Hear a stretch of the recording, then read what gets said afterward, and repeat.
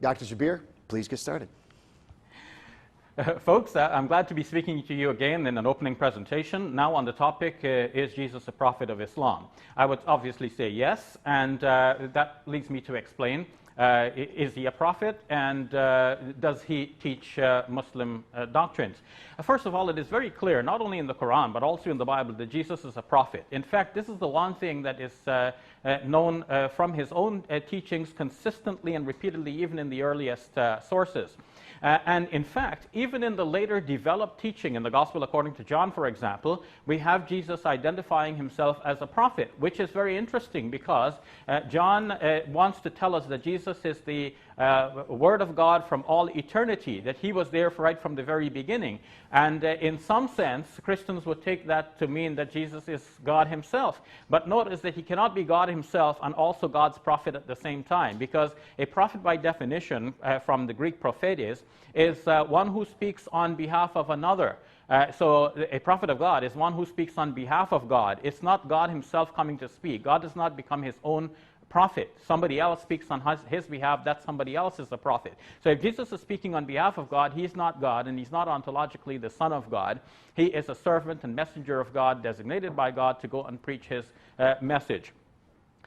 So did he teach Muslim doctrines? The most important doctrine in Islam is the belief that there is only one God, and by extension that Jesus is a servant and messenger of this one God.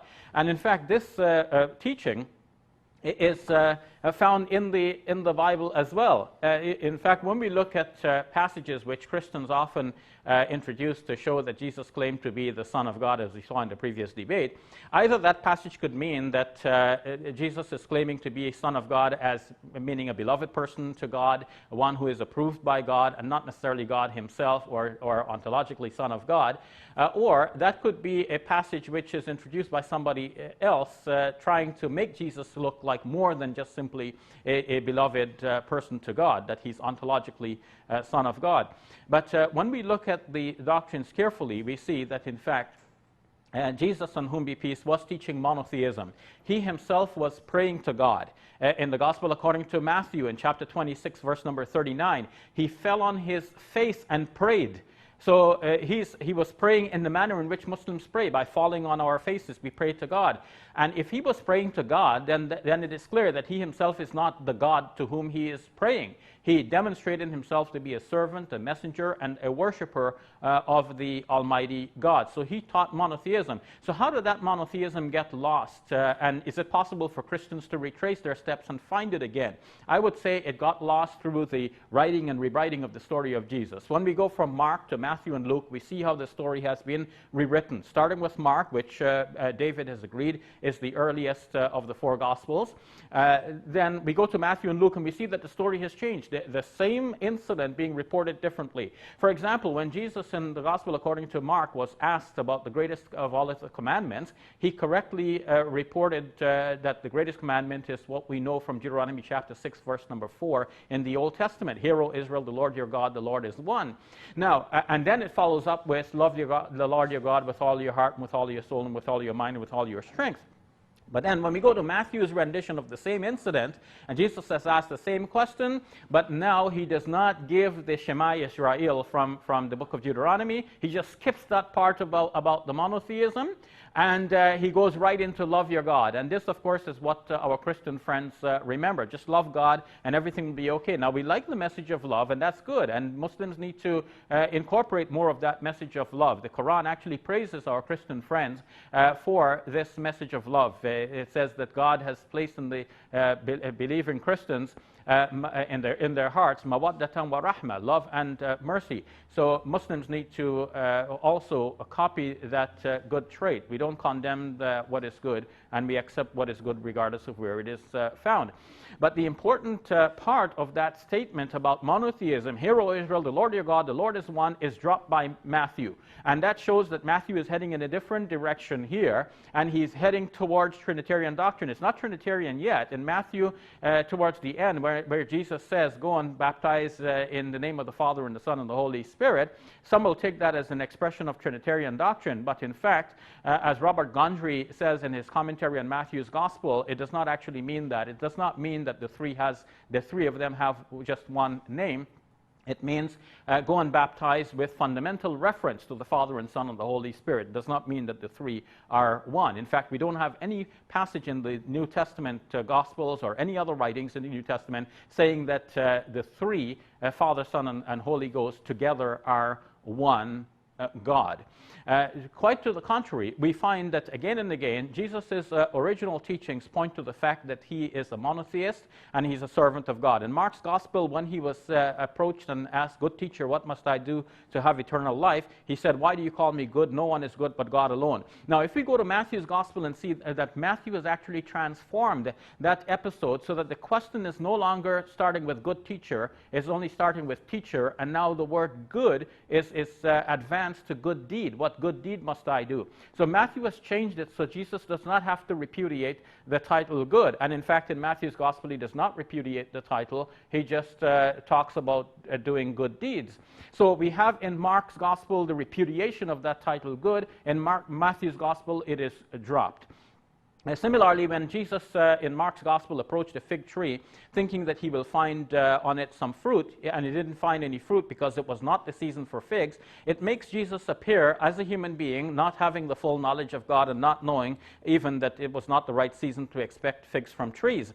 But Matthew's Gospel, giving us the same incident, has so transformed the story that it does not reveal the ignorance here of the person in question, and it leaves it open for us to give a moralizing emphasis on this story.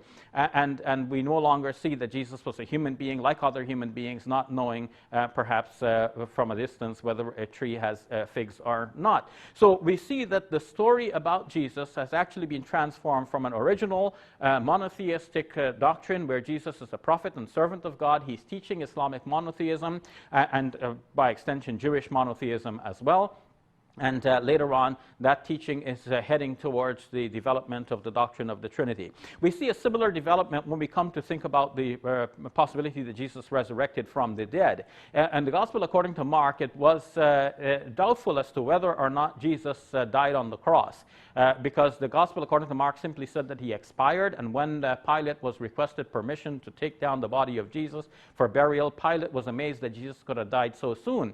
And he was assured by the centurion, but by this time the centurion was already a believer in Jesus and had no reason to see Jesus dead. In fact, we have other indications in the Gospels that even Pilate did not have enough interest in killing Jesus. He wanted Jesus to go free, but his arm was being twisted by the mobs who were saying, if you don't deal with him, we'll report you to Caesar. And even though his wife also did not want Jesus to be killed, seeing many different dreams that would indicate that Jesus should not be killed, eventually things were flowing for the crucifixion of Jesus to take place. If Pilate could look the other way while Jesus was taken down from the cross alive, then why shouldn't he allow that?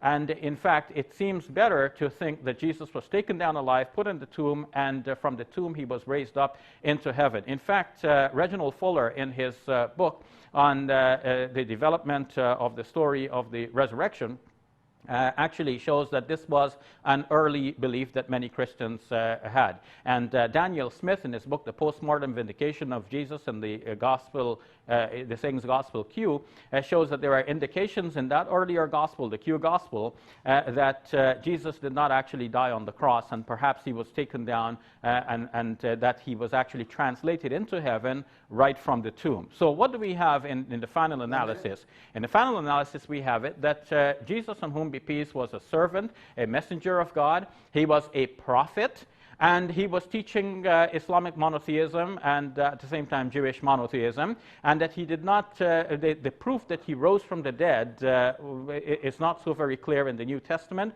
and it seems that the Quran had an interesting insight by saying they had doubts concerning the incident. They thought they had killed him and crucified him, but in fact they had not succeeded in their attempt, and Jesus was rescued and raised to heaven by God. Now finally the Quran comes in as a revelation revelation from God to bring us back to the original monotheism of Jesus, to tell us that Jesus was not Son of God or God, but he was a prophet of God, God's Messiah, God's servant, and one teaching Muslim monotheism. Thank you very much.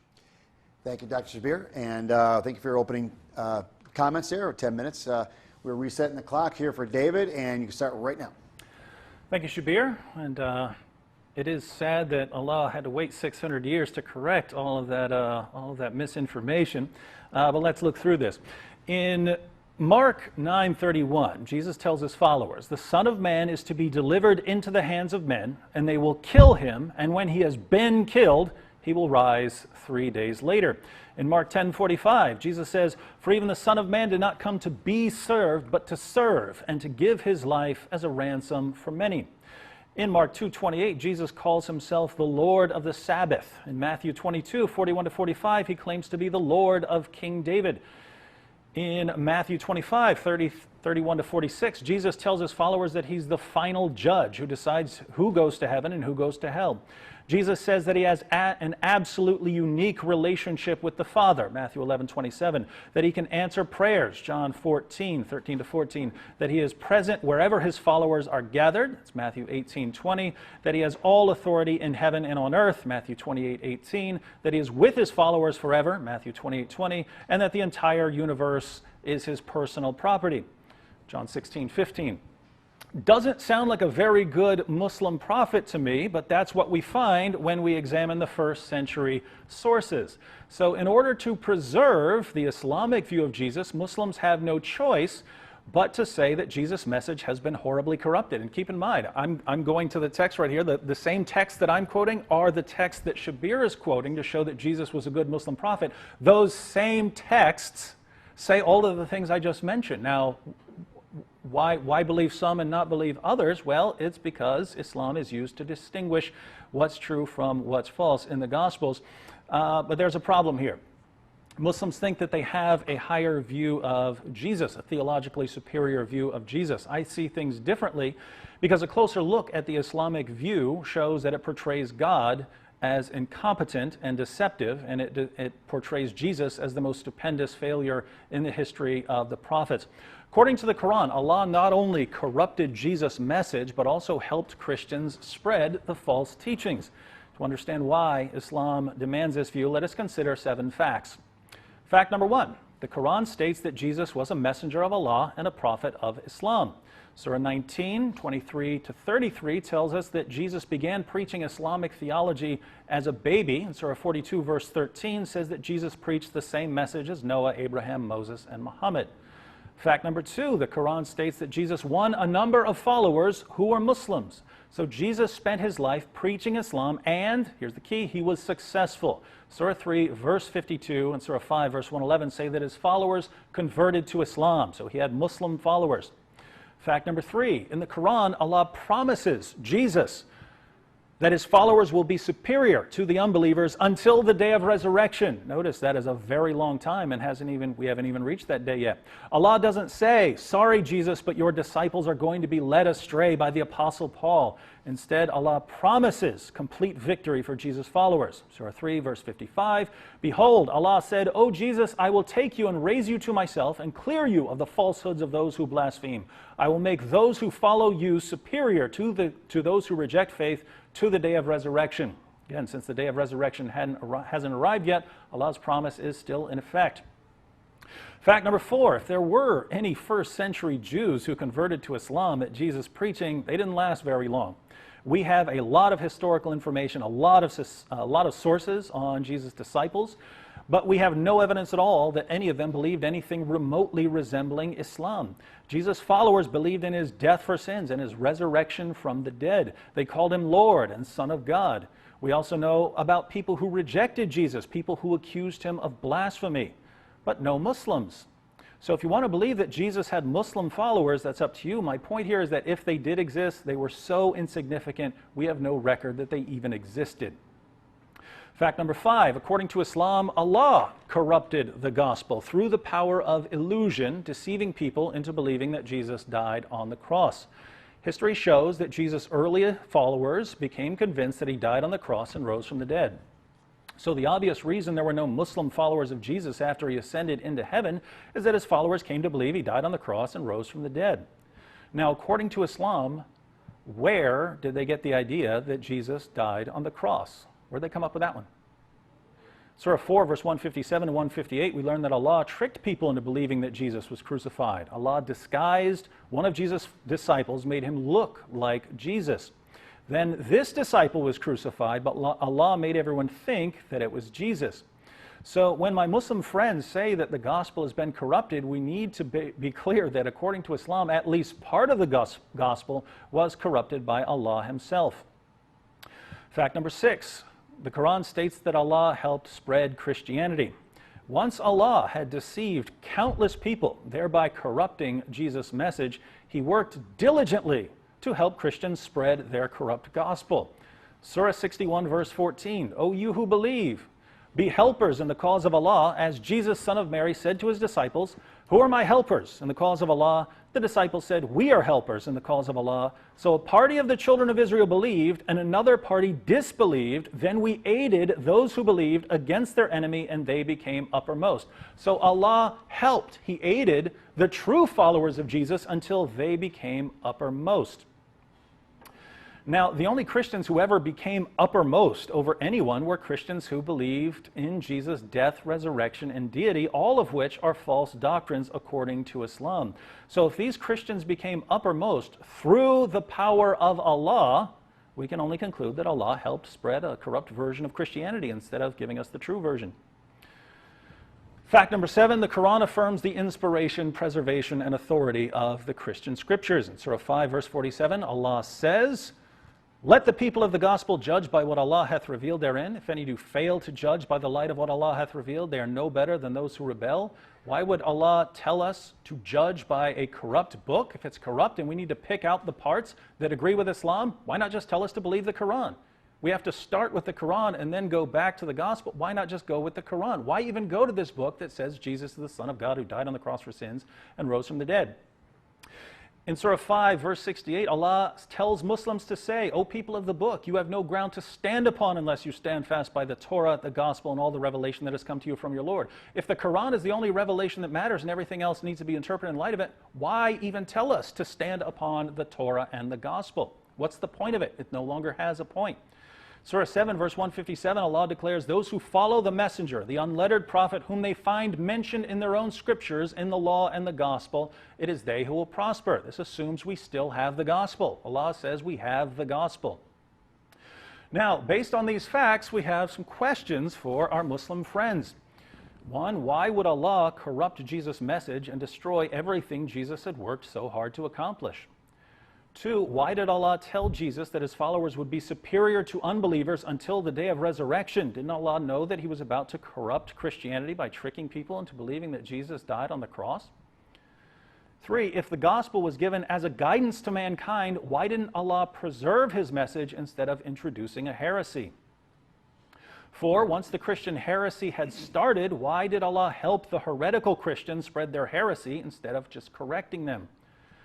5, if the gospel was corrupted in the early centuries of Christianity, why did Allah say that Christians still possessed it during Muhammad's time?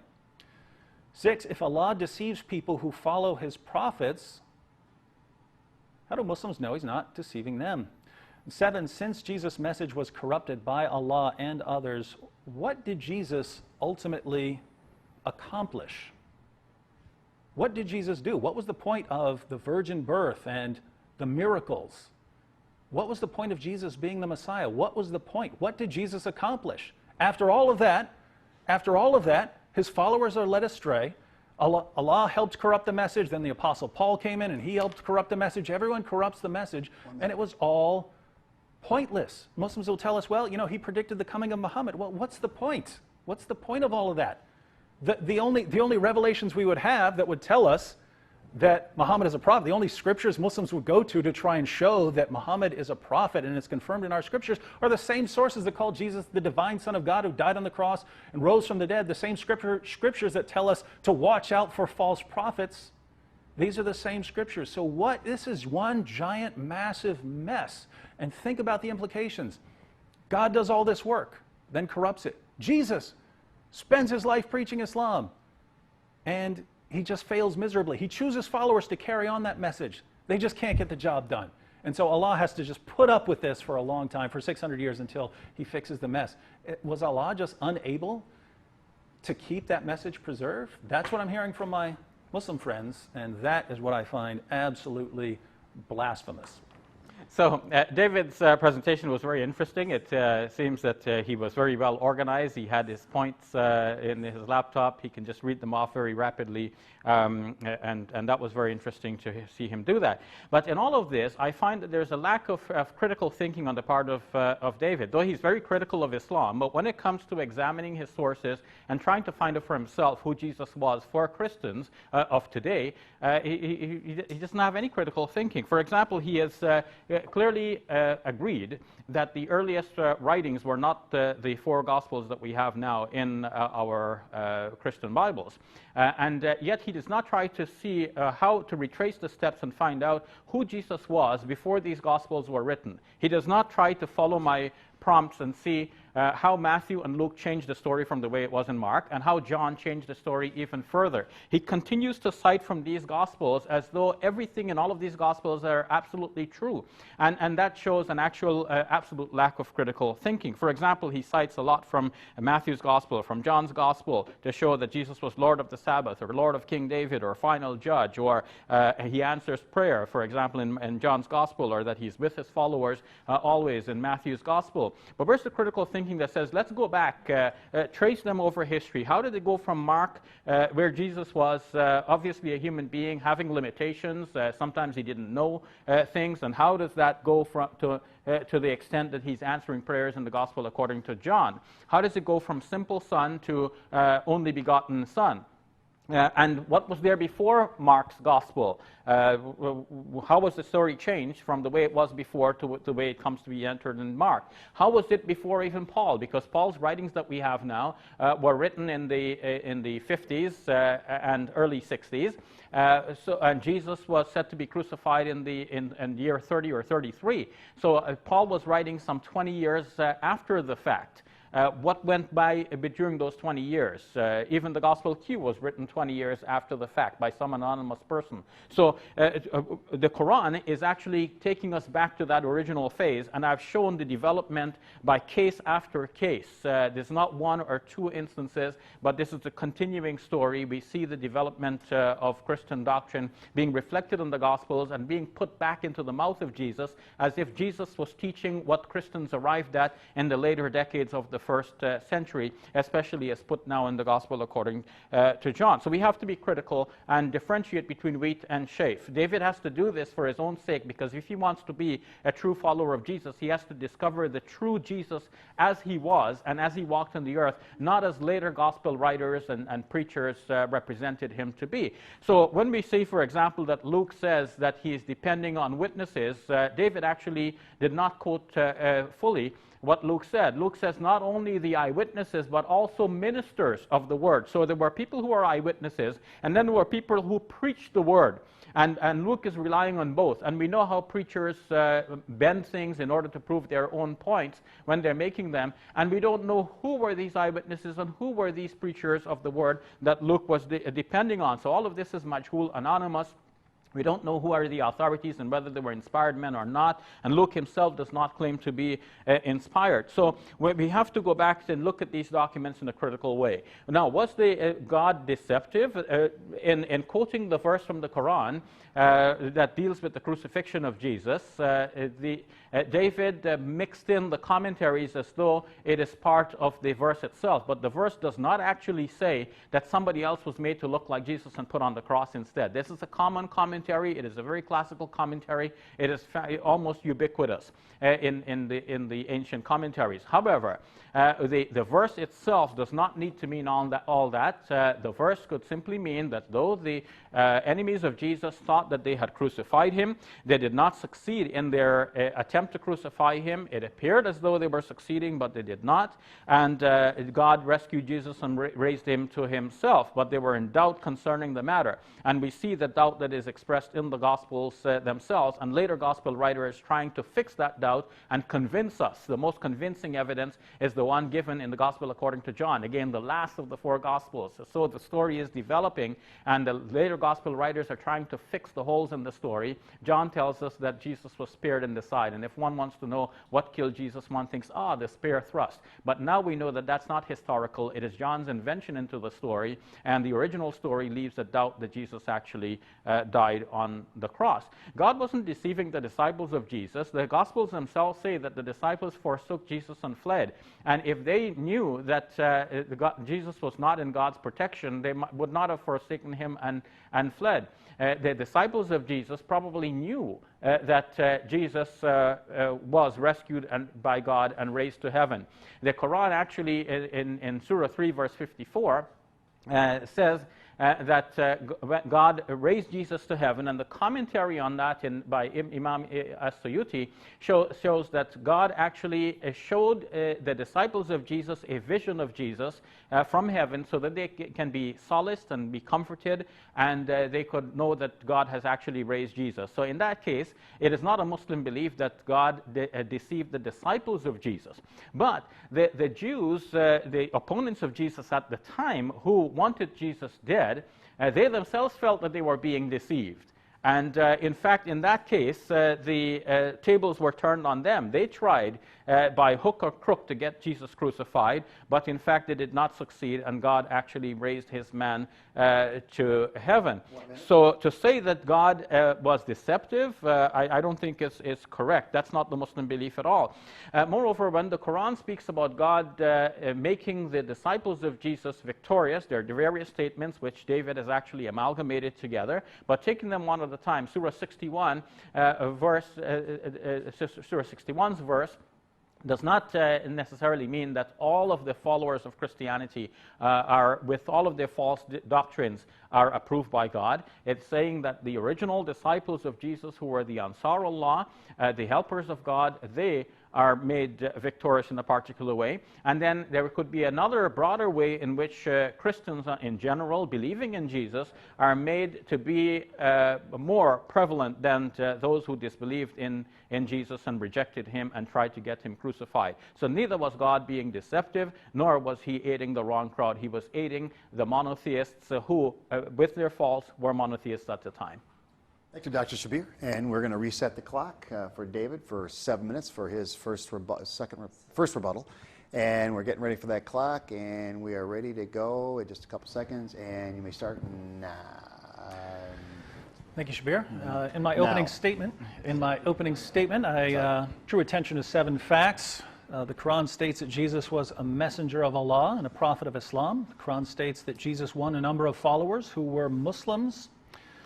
In the Quran, Allah promises Jesus that his followers will be superior to unbelievers until the day of resurrection. If there were any first-century Jews who converted to Islam due to Jesus' preaching, they didn't last very long. We have no record of their existence. According to Islam, Allah corrupted the gospel through the power of illusion, deceiving people into believing that Jesus died on the cross. The Quran states that Allah helped spread a corrupt version of Christianity. If he's the one helping the followers, then he's helping spread their message. And the Quran states, Quran affirms the inspiration, preservation, and authority of the Christian scriptures. So let's look at some of Shabir's responses. One, since the issue of the crucifixion is so crucial, I want to draw attention to an inconsistency in Shabir's method. If Shabir finds anything that any scholar has said that he can use to attack some Christian doctrine, he'll use that. But if there's a consensus among scholars on some issue and it disagrees with Islam, it's as if the scholarship doesn't matter. So let's take an example, Jesus' death by crucifixion. We'll go through some non-Christian scholars, and those of you who follow scholarship on early Christianity know who these guys are. Atheist New Testament scholar Gerrit Ludemann says that Jesus' death as a consequence of crucifixion is indisputable. Well, why is Shabir disputing it? John Dominic Crossan of the Jesus Seminar says that there is not the slightest doubt about the fact of Jesus' crucifixion under Pontius Pilate. Marcus Borg, another member of the Jesus Seminar, states that Jesus' execution is the most certain fact about the historical Jesus. Jewish scholar Pinchas Lapid concludes that Jesus' death by crucifixion is historically certain. Notice they're not saying, yeah, we have some reason to think it. They're certainly not saying, well, what probably happened is that Jesus survived and then was raised from the tomb. According to Paula Fredrickson, a convert to Judaism, the single most solid fact about Jesus' life is his death. He was executed by the Roman prefect Pilate on or around Passover in the manner Rome reserved particularly for political insurrectionists, namely crucifixion. And as everyone's favorite scholarly critic of Christianity, Bart Ehrman, maintains, one of the most certain facts of history is that Jesus was crucified on orders of the Roman prefect of Judea, Pontius Pilate. Notice, it's one of the most certain facts of history. It's indisputable. These are the things these scholars are saying with one united voice. Why don't these scholars matter now? Why is it only when they're saying something critical, but when they're agreeing with some Christian doctrine, their position is meaningless? Now, Shabir says that I've mixed Islamic commentaries with my view of the Quran. That's true, but it's commentary that goes back to Muhammad and his companions on the, I think, 9 of the earliest 10 versions of what happened at the cross. All involve substitution. There's one that just doesn't say. So this is, Shabir pointed out that this is everywhere in Islam. And so if that's the doctrine that became dominant in Islam, it seems that Shabir is doing something similar in Islam and Christianity. He's assuming that for decades, the people who are spreading the message just have no input, and anyone could come in and just change whatever they want, and that what actually gets down to us has nothing to do with the original message. Well, if Allah tells us something in the Quran, and Muslims later tell us exactly what he means, you better have some very good evidence if you go against that. Now, Shabir, he says that in response to whether God being deceptive, just keep in mind, he acknowledged that this is the dominant Muslim view. So according to the dominant, most popular Muslim view, Allah tricked and deceived people by making someone else look like Jesus on the cross. But then Shabir goes on to say, perhaps God allowed Jesus to appear to his followers to comfort them. Well, that didn't have the impact that God wanted. Didn't Allah know that they're going to conclude that Jesus rose from the dead? Because that's what they concluded. Let me go through some non-Christian scholars again on how certain it is that Jesus' followers became convinced that he rose from the dead. Gerrit Ludemann, it may be taken as historically certain that Peter and the disciples had experiences after Jesus' death in which Jesus appeared to them as the risen Christ. Bart Ehrman, we can say with complete certainty that some of his disciples at some later time insisted that he soon appeared to them, convincing them that he had been raised from the dead. Bart Ehrman again, it is a historical fact that some of Jesus' followers came to believe that he had been raised from the dead soon after his execution. So notice, again, they're not saying, hey, we have some good reason to think. We can say it's probably true. They're taking this as historical fact and historically certain, one, that Jesus died by crucifixion, and two, that his followers, his original followers, became convinced that he had appeared to them, risen from the dead. Now, according to the dominant view in Islam, where did Christians get the idea that Jesus died by crucifixion? We got it from Allah. We got it from Allah. So that would be Allah making us think something that's completely false. And according to Shabir, where did Jesus' followers get the idea that he had been raised from the dead? They got that idea from Allah, who allowed Jesus to appear to them, knowing that they're going to conclude that he had appeared to them risen from the dead. He had appeared to them as the risen Lord. So where does these doctrines come from? You can't blame the Apostle Paul, ladies and gentlemen. You can't blame the Council of Nicaea. This is Allah doing things that he has to know. He has to know that these things are going to corrupt Christianity. And so Shabir says, I lack critical thinking skills because I'm not being critical of these sources.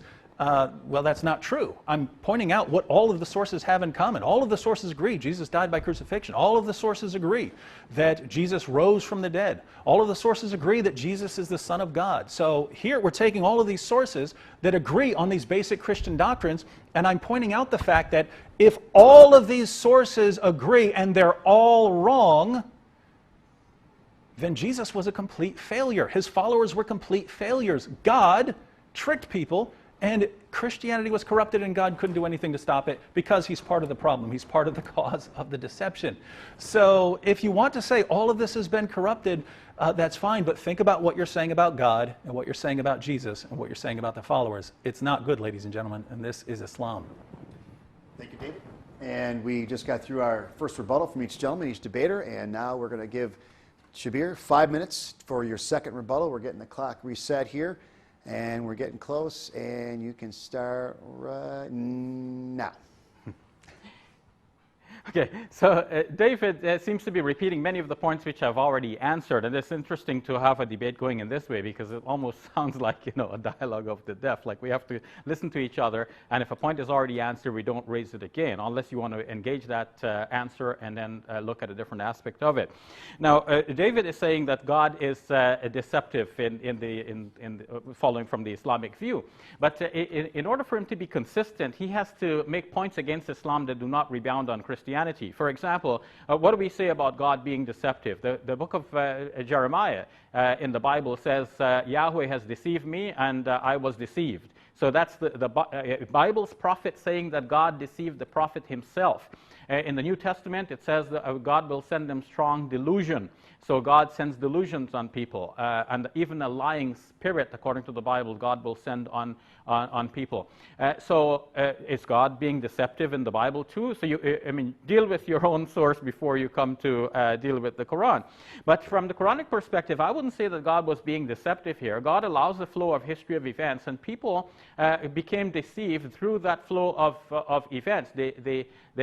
Those who wanted by hook or crook to crucify Jesus, they were the ones who were deceived by the circumstances. They thought that they waited and witnessed Jesus dying on the cross. Jesus expired. The Sabbath was approaching. The Jews left to go and observe their Sabbath. And then later on, they heard that the body was taken down. They didn't expect that. So even on the Sabbath day, they violated the Sabbath rules to go into the court of Pilate to say to him that you should seal up the tomb to make sure that Jesus doesn't get out. Otherwise, his followers may come steal his body and then tell people that he resurrected from the dead. And then the second deception will be worse than the first. So they felt that they were being deceived in this circumstance. Now, it says that Pilate ordered for the tomb to be sealed. And the soldiers went and they sealed the tomb, but it doesn't say they checked to see if the body was still in there. So the body could have gone missing even on the Friday night, and they're sealing an empty tomb. Nobody is said to have checked. So what we have is that in the final analysis, the story which was actually written to convince us that Jesus actually died on the cross and resurrected from the dead does not convince us once we examine it with a critical eye. And the best rendition of this is to say that God rescued Jesus and raised him to himself. David is asking, well, what does the Messiah accomplish? It looks like he's a failed Messiah in the Muslim view. Jesus failed. But in fact, the Quran is supporting a victorious Messiah.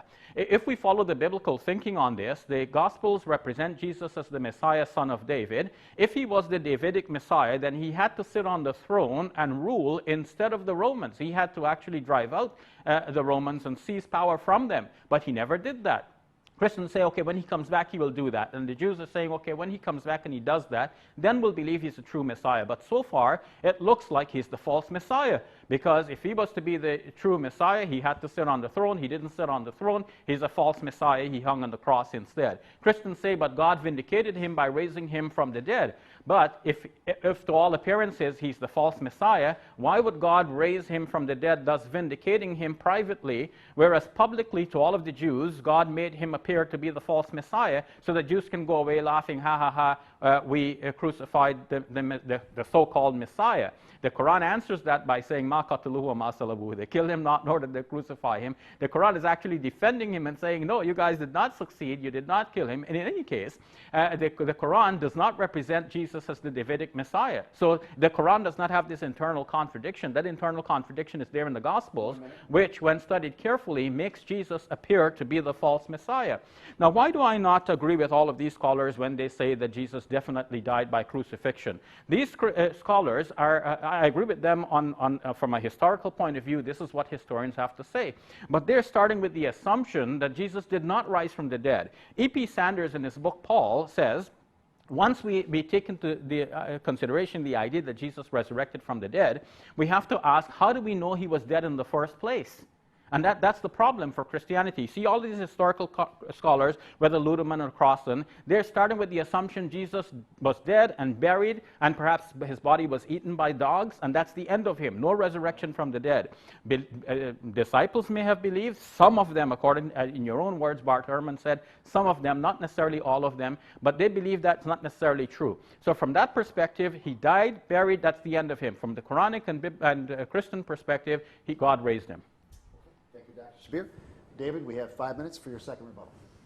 All right, now Shabir draws attention to deception of God in the Bible as if this would be a parallel problem. But I mean, if you actually read what Jeremiah is saying when he says, God, you deceived me, is he's convinced based on God's promises that God is going to rescue Israel. And then he finds out it's not happening. It's not happening. Israel is crumbling. And he says, God, you deceived me, right? Many Jews would have said the same thing. We thought we're going to be your people forever, and look what's happening to us. So not the same thing as God making people think that Jesus died by crucifixion and then making people think that he rose from the dead by allowing Jesus to appear to them, as Shabir claimed. Now, towards the end there, Shabir was making an interesting point about the Messiah and how this is a problem for Christianity, but not for Islam. This is actually a huge, massive problem for Islam just based on the word gospel, just based on the word Injil. Injil is a transliteration of the Greek term euangelion, right, which means good news. But in the first century, it had a particular meaning in its Jewish context, and in its Greek context, it's actually a technical term. In its Greek context, euangelion had two basic meanings. One, a new king had risen to power. So they would use this when a new Roman emperor took over, because this is the king who's going to bring peace. And when a huge military victory had been won. So, for instance, if they conquered the barbarians, the good news that peace had been brought to the Roman Empire by this victory. In its Jewish context, it referred to God returning to his throne, or God bringing his people out of captivity. So this is the use of the good news, the gospel, the euangelion, the Injil. Now, notice how all of those different meanings fit the Christian view perfectly. They all fit the Christian view, right? Jesus wins this huge victory over sin and death. Jesus is the Davidic Messiah, enthroned. He says that all authority in heaven and on earth had been given to him.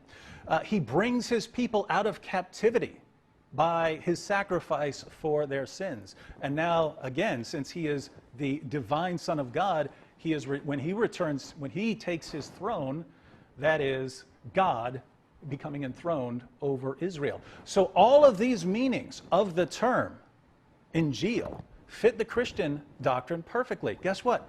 They don't fit Islam at all. How are people being rescued from captivity by the Islamic view? Through what Jesus did, through what he brought. What tremendous victory was won? Again, this is a military-like victory. What happened? What new king has been enthroned? None of this fits the Islamic view. And this goes back to the problem we've seen before. Allah just doesn't know what we mean by Son of God. Allah doesn't know what we mean when we say Trinity. Allah responds to all of these things, and even the very term that's used to describe the revelation Jesus brought doesn't make sense. Why? Because Allah doesn't know what it means. The author of the Quran has no clue what we mean by these basic things. And if the point isn't clear here, just imagine, my Muslim friends, that someone comes along and he claims to be a prophet, and he says, hey, I'm talking about the Quran, but the Quran is not something that is to be recited ever. You must never recite the Quran. The Muslim response would be, what are you talking about? The word means recitation. How can it not be something that's meant to be recited? You would think that this prophet has no clue what he's talking about because he doesn't even understand the meaning of the word. That's how it is with Allah coming and telling us, yes, Jesus brought the Injil. Oh, okay, so he brought us this tremendous victory about a new king being enthroned, releasing his people from captivity, and the Lord returning to reign over his people. None of that fits Islam. So I conclude that the author of the Quran had no clue what he's talking about. And by the way, going back to the point about the deception. Shabir is saying, God says that he can send people a delusion. Oh, of course. That's true in Christianity and Islam. The difference is in Islam, who's being led astray here? Who's being led astray by what Allah is doing when he makes people believe that Jesus died on the cross and then he lets Jesus appear to his followers? It's historical fact that Jesus' followers became convinced that he died on the cross for their sins and that he rose from the dead. That is a historical fact according to scholars from across the theological spectrum. Where did they get those ideas? According to Islam. According to Islam, they got those ideas from Allah, so it's Jesus' followers who are becoming deceived by what Allah is doing. David, we'll let you start. All right, well, the question before us is, was Jesus a prophet of Islam? According to our records, Q would be the exception. That's because Q was supposedly a sayings document. But everything that's actually giving us the history of Jesus, everything agrees Jesus died on the cross for sins, rose from the dead, that he is Lord, that he's the divine Son of God. So this is what we find when we go to all of our sources. And if we consider the Islamic response,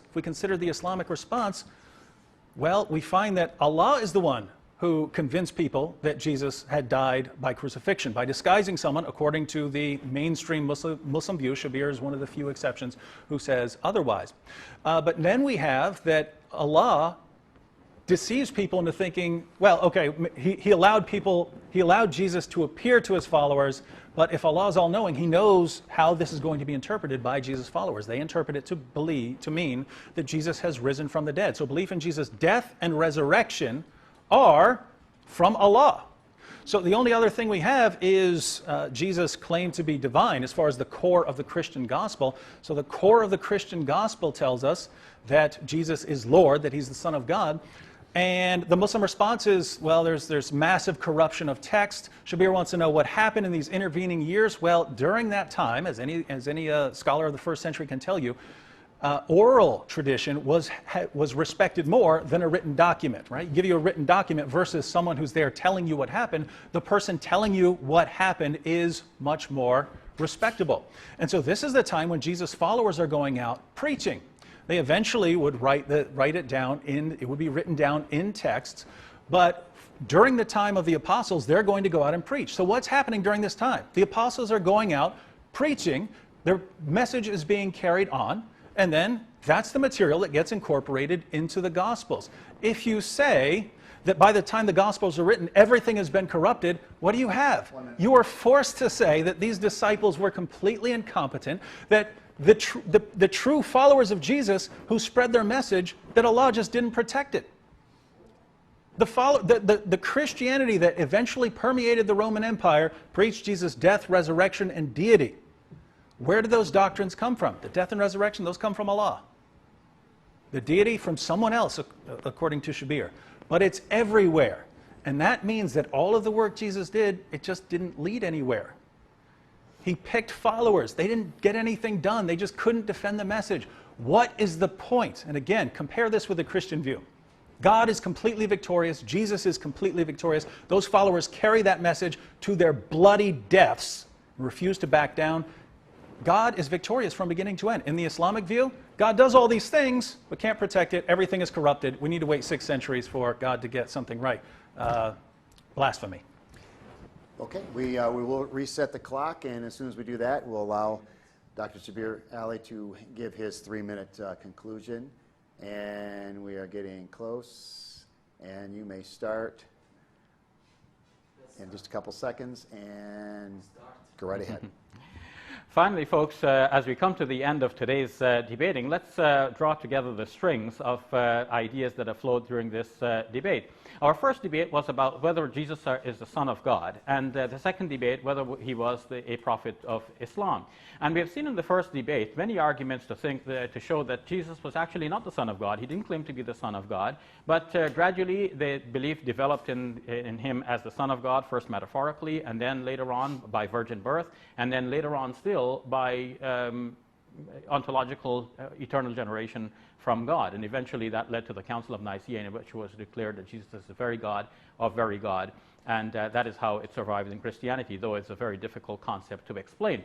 And the Quran draws us back to the original teaching that Jesus was a servant and messenger of God. And that led us to the second debate, which was on whether Jesus was a prophet of God. And in fact, we see that even in the Bible, there are many indications that Jesus was a prophet of God. He continued to preach that, and this is how he was regarded.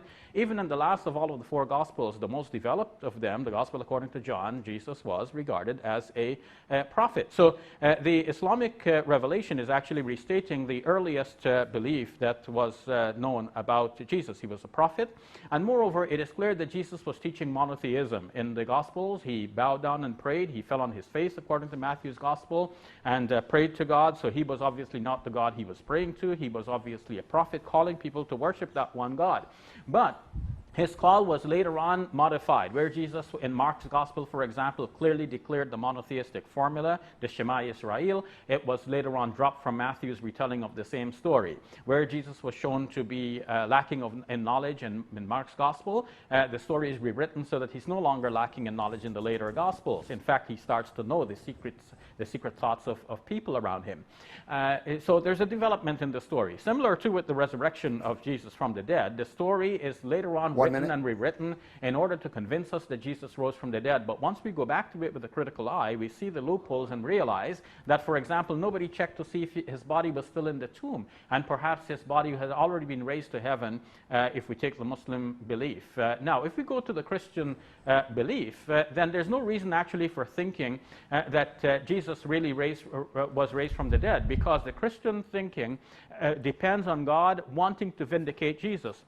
But since, to all appearances, Jesus already appeared to be the false Messiah, not by a reinterpretation. Later on, Christians will say, okay, gospel means this, and therefore Jesus still fulfilled the requirement of preaching the good news.